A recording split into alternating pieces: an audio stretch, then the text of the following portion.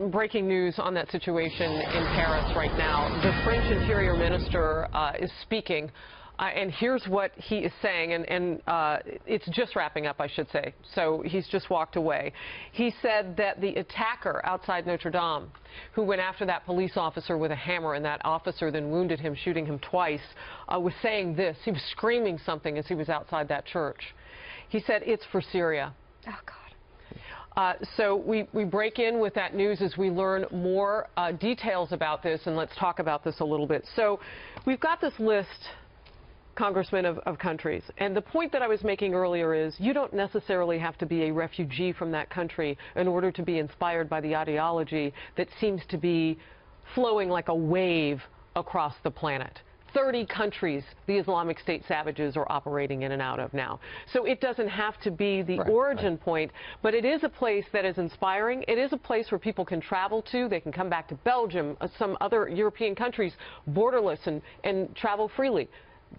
We want to make sure they're not coming from here. So it's not always a refugee situation. Maybe it's somebody coming from there after they become more inspired or radicalized.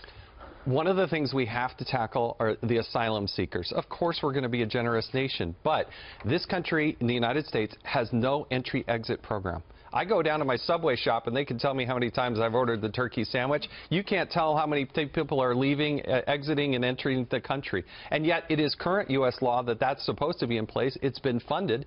And if we're going to learn anything from the Boston bombing, remember the Boston bombings? Yeah. We had somebody who here claimed asylum, then went back to that country. Exactly.